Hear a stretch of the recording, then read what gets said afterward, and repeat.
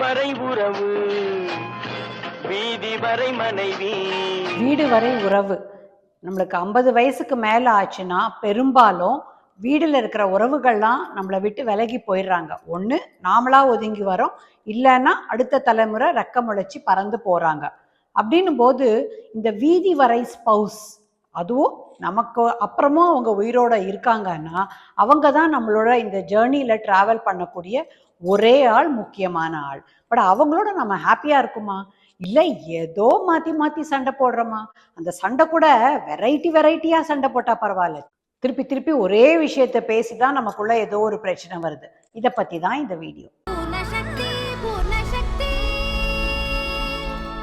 பூர்ண சக்தி, a gateway to graceful aging.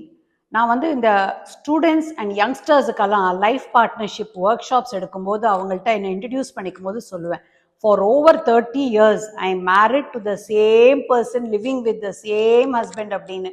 அவங்களாம் அதை அப்போ சிரிச்சாலும் இனிமே போக போக இந்த மாதிரி லாங் பார்ட்னர்ஷிப் அப்படின்றது வந்து ஒரு பெரிய ரேரான விஷயமா அப்படி இருக்கும்போது நாமெல்லாம் நம்மளுடைய அடுத்த ஜென்ரேஷனுக்கு ஒரு ரோல் மாடலா இருக்கோமா? இப்படி இருக்கணும் மேரிட் லைஃப்னா நம்ம ஒரு எக்ஸாம்பிளா இருக்கோமா? இல்லாட்டி அவங்களாம் வந்து தெரிச்சு ஓடுறதுக்கு நாமளே காரணம் ஆயிடுறோமா? இன்னி வரைக்கும் இன்னும் எங்க அப்பா அம்மாவும் எங்க தாத்தா பாட்டியும் சண்டை போட்டுட்டே இருக்காங்க, தேவையா இந்த கமிட்மெண்ட், இந்த பிரச்சனை அப்படின்னு அவங்களா நினைக்கிற மாதிரி இருக்கக்கூடாது.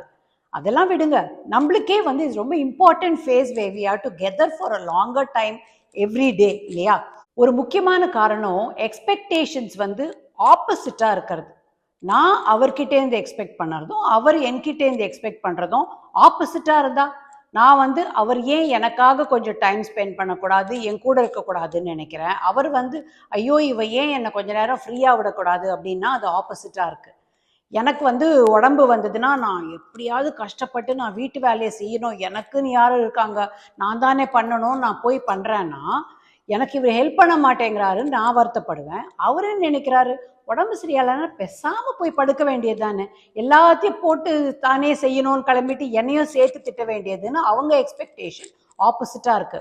It's not about who's right who's wrong, but ஆப்போசிட்டா இருக்கிறதுனால டிசப்பாயின்மெண்ட் வருது, கோபம் வருது. இந்த ரெண்டு பேருக்குமே பர்சனல் டைம், இந்த வி டைம், இது ரெண்டுமே தேவைப்படுது. இதெல்லாம் ரொம்ப மாடர்ன் டேர்ம்ஸ் தாங்க, ஒத்துக்கிறேன். ரெண்டு பேருமே மற்றவங்களுக்கான ஸ்பேஸையும் டைமையும் கொஞ்சம் விட்டுறணும். They should give the other person the freedom to do what they want. அவர் எவ்வளோ வருஷம் உழைச்சிட்டாரு, பண்ணட்டுமே. அவருக்கு பிடிச்சி கிரிக்கெட் பார்க்குறாரா, இல்லாட்டி போய் ஃப்ரெண்ட்ஸை மீட் பண்ணிட்டு வராரா, பண்ணட்டுமே. எப்பவுமே என் கூடவே இருன்னு சொல்லி அவங்க என்னை திட்டினே இருக்கிறதுக்கு நிம்மதியாக கிளம்பி வெள்ளையாவது போயிட்டு வந்து தேங்க்ஸ் பாடி என்னை போ சொன்னி நல்லா இருந்ததுன்னு சொன்னால் அது பெட்டர் இல்லையா நம்மளுக்கு? ஒரு ஹஸ்பண்டும் அந்த ஒய்ஃப் வந்து த்ரூ அவுட் ஹர் லைஃப் ஏதோ ஃபேமிலிக்காக வெதர் கரியர் ஆர் நாட் எக்கச்சக்கமாக பண்ணியிருக்கா.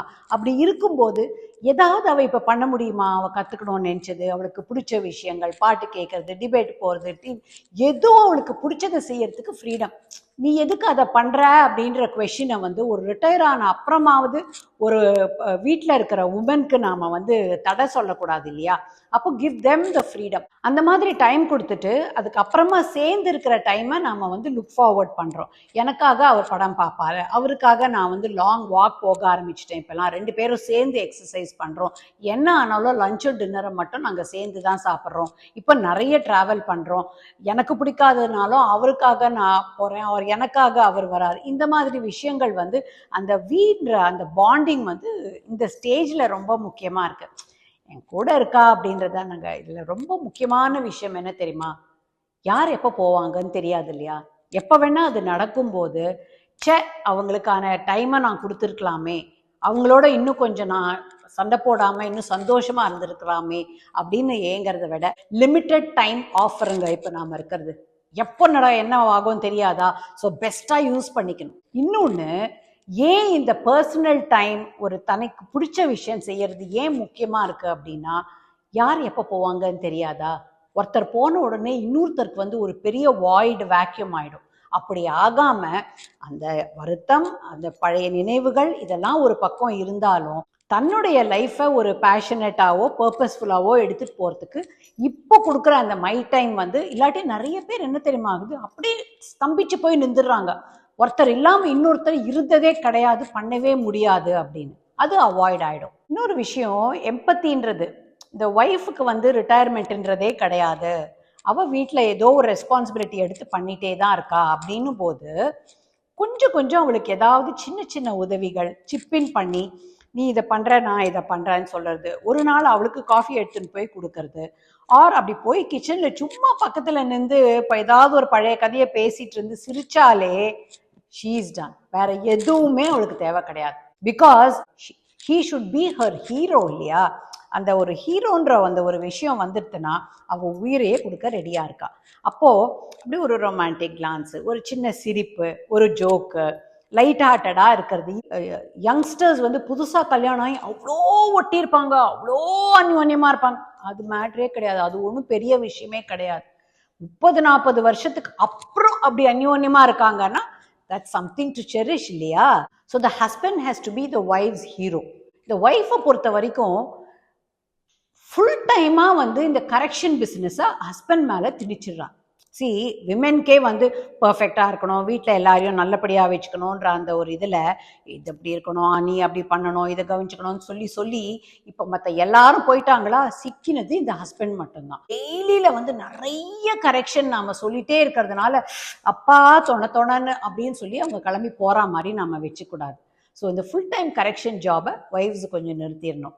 ஹஸ்பண்டுக்கு வந்து தனியாக காலம் கடக்கிறது வந்து ஒரு நிறைய பேர் நாம் பார்க்க ஆரம்பிச்சிட்டோம். அப்படி இருக்கும்போது அந்த ஆத்மா சாந்தி அடையாதுன்னு சொல்லுவோம் தெரியுமா? அது ஒரு ஒய்ஃப்க்கு எப்போ தெரியுமா இருக்கும்? அந்த ஹஸ்பண்ட் வந்து நான் போன அப்புறம் நிர்கதியாக நிற்கணும்னு நினைக்கிறதுல இருக்காது.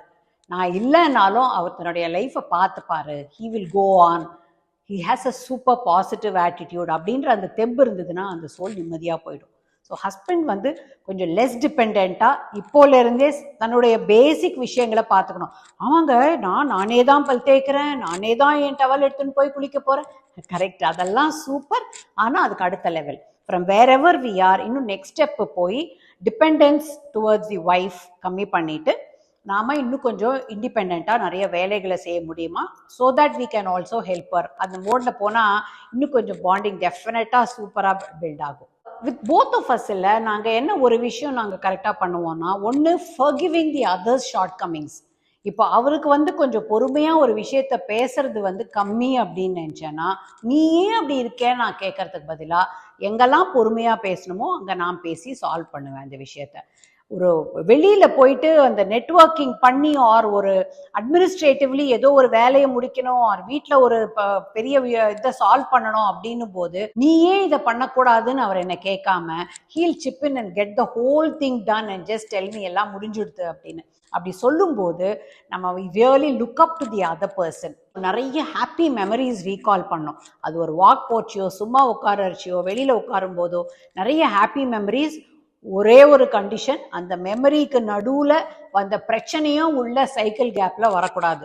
அதாவது நம்மளோட ஹனிமூன் அந்த ட்ரிப்பு வந்து சிம்பிள் ட்ரிப்பாக இருந்தாலும் எப்படி அதுக்குன்னு ஒரு வேல்யூவில் நம்ம பேசிகிட்டு இருக்கும்போது ஐயோயோ அன்னைக்கு உங்கள் அப்பா பண்ணா இதை கூத்துருக்கு பாருங்க, அதை நான் மறக்கவே மாட்டேன் அப்படின்னு நடுவில் ஏதாவது ஒரு பிரச்சனையை கொண்டு வராமல் ஒரு வேண்டாத டிஸ்டர்பன்ஸை ஏற்படுத்தாமல் happy recalls. After all it's only the memories that we carry for a long time. End of the day இது ஒரே ஒரு விஷயம் தாங்க, நம்ம வாழ்க்கை யங்கர் ஜெனரேஷனுக்கு ஒரு எக்ஸாம்பிளாக இருக்கணும். It should not be a warning. கட்டாயமா நிறைய பேர் கூட ஷேர் பண்ணுங்க அண்ட் சப்ஸ்கிரைப் பண்ணுங்க. அப்பதான் பூர்ண சக்தி வீடியோஸை மிஸ் பண்ணாம பார்க்க முடியும்.